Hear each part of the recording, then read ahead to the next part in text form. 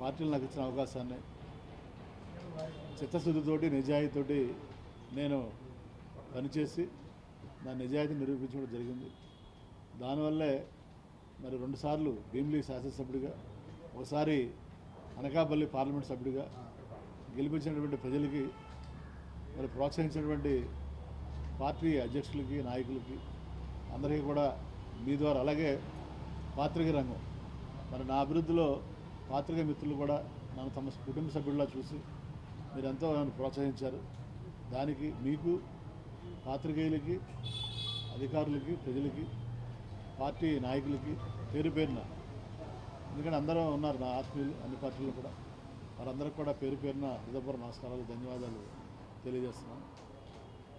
అయితే మనం కొద్ది కాలంగా చూస్తుంది, నేను ప్రజాసేవ చేద్దామని రాజకీయాల్లోకి వచ్చాను.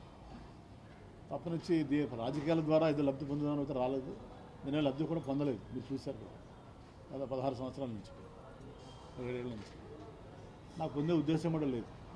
అలా ఒక రూపాయి కూడా నేనే సంపాదించలేదు, సంపాదించే ఉద్దేశం కూడా లేదు. సో ప్రజాసేవ చేద్దామని వచ్చాము. అది మనం అనుకున్న కొన్ని చేయగలిగాము, కొన్ని చేయలేము, అది సహజం ఎక్కడైనా. కాకపోతే మొన్న జరిగిన ఎలక్షన్లో కొంచెం చాలా బాధ కలిగించింది. ఎందుకంటే 5 సంవత్సరాలు ప్రజల మధ్యన ఉండి 7-8 గంటల రోజుకి గడప గడపకి తిరిగి, మరి సుమారు 3,70,000 ఓటర్లు ఉన్నారు భీమిలి నియోజకవర్గంలో. 3,70,000 ఓటర్లలో కనీసం నేను 3,50,000 మందిని టచ్ చేశాను. మరి సేవ చేశాం, 8 గంటలు తిరిగాం. తర్వాత ప్రతి ఇంటికి ఏదో లబ్ధి చేకూర్చాం. అంటే వైట్ కార్డు హోల్డర్ ఉన్నాడు. అన్నిటికంటే ముఖ్యంగా కరోనా టైంలో ఈ జిల్లాకి నేను సింగిల్ మంత్రిగా ఉన్నాను. నాకు కూడా 3 సార్లు కరోనా వచ్చింది, మా కుటుంబ సభ్యులు కూడా కరోనా వచ్చింది. మరి నేను కరోనా కూడా నేను హైదరాబాద్లో ట్రీట్మెంట్ ఇప్పించుకోగలను కార్పొరేట్ హాస్పిటల్లో, కానీ కరోనా కూడా ఇక్కడే ఉండి నేను కేజీహెచ్లోనే ట్రీట్మెంట్ తీసుకున్నాను. అంత నిస్వార్థంగా, అంత ప్రేమతోటి నేను పనిచేయడం జరిగింది నాకు ఇచ్చిన అవకాశాన్ని. మరి నా వరకు నేను అయితే 100కి 100 పాళ్ళు న్యాయం చేశాను అనుకుంటున్నాను. కానీ ఏదేమైనా మన ప్రజల తీర్పుని చూసాం.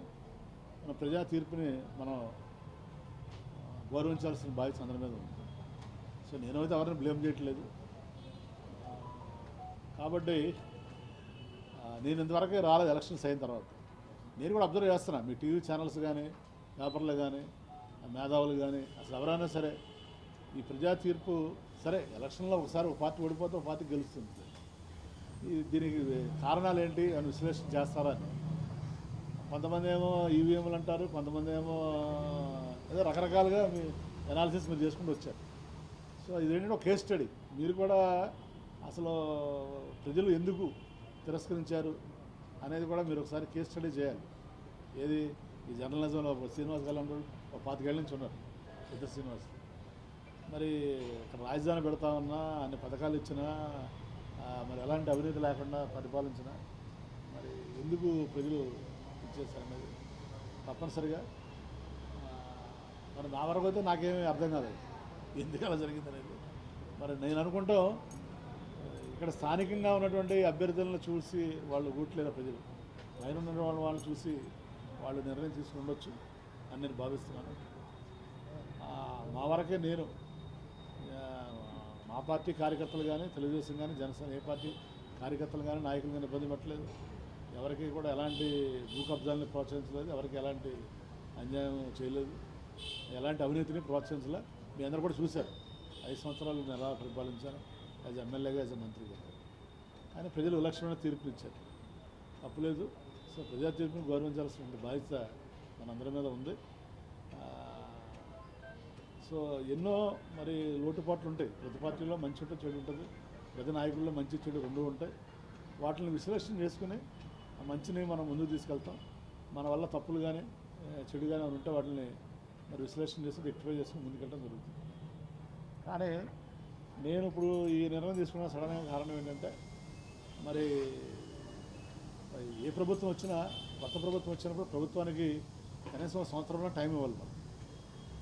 మనం సంవత్సరం కూడా టైం ఇవ్వకుండా మనం 6 నెలల నుంచే మనం వెళ్ళి మన ప్రజలను మళ్ళీ ఇబ్బంది పెడతాం, లేకపోతే నాయకులను ఇబ్బంది పెడతాం, కార్యకర్తలను ఇబ్బంది పెడతాం అనేది కరెక్ట్ కాదు అని నేను భావించి నిర్ణయం తీసుకోవడం జరిగింది. ఎందుకంటే ముఖ్యంగా 5 సంవత్సరాలు ప్రభుత్వం అధికారులు ఉన్నా కూడా వైఎస్ఆర్సీపీ పార్టీ కార్యకర్తలు చాలా ఇబ్బందులు పడ్డారు. ఎందుకంటే అంతా వాలంటీర్స్ నడిపించారు. కార్యకర్తలకి కానీ నాయకులకు కానీ ఏమీ గౌరవం అనేది లేదు. వాళ్ళకి పొలిటికల్గా కానీ ఫైనాన్షియల్గా కానీ. మళ్ళీ అది అయిపోయిన తర్వాత ఒక సంవత్సరం కూడా వాళ్ళకి గ్యాప్ ఇవ్వకుండా మరి వెంటనే మళ్ళీ జమిలీ ఎలక్షన్ వస్తుంది, ఎన్నికల ఎలక్షన్ వస్తున్నారు. ప్రభుత్వానికి టైం ఇవ్వకుండా నాయకులు కార్యకర్తలు నలిగిపోయి ఉన్నారు. మళ్ళీ వాళ్ళకు కూడా మనం టైం ఇవ్వకుండా మళ్ళీ రేపటి నుంచి మనం ధర్నాలు చేయండి, ఇది చేయండి అని చెప్పడం ఎంతవరకు కరెక్ట్. ఎందుకంటే పార్టీ విధానం అనేది 175 మంది ఎమ్మెల్యేలు, 175 ఇన్ఛార్జీలు ఉంటే 175 మందిని కన్సల్ట్ చేసి మనం పార్టీ ముందుకెళ్ళాలి కార్యక్రమాలు. అంతేగాని ఏదో మన బ్రిటిష్ గవర్నమెంట్ రూల్ చేసినట్టు బ్రిటిష్ వాళ్ళు చూడండి, వాళ్ళ డెసిషన్స్ అని అక్కడ తీసుకునేవాళ్ళు. అక్కడ లండన్లో తీసుకుని ఆ డెసిషన్ మనకి పంపిస్తే ఇంప్లిమెంట్ చేసేవాళ్ళు. ఇప్పుడు ఏ పార్టీ అయినా ప్రజాస్వామ్యబద్ధంగా ఉండాలి, కానీ ప్రజాస్వామ్యబద్ధంగా లేకుండా నిర్ణయాలను ఏకపక్షంగా తీసుకుని వాటిని మీరు అమలు చేయండి అని చెప్పడం కరెక్ట్ కాదు. సో ఎందుకంటే మళ్ళీ నాకు కార్యకర్తలని ఎంత ఇబ్బంది పడ్డారో 5 సంవత్సరాలు చూశాను దగ్గర ఉండి. వాళ్ళు ఎంత నలిగిపోయారో దగ్గర ఉండి చూశాను.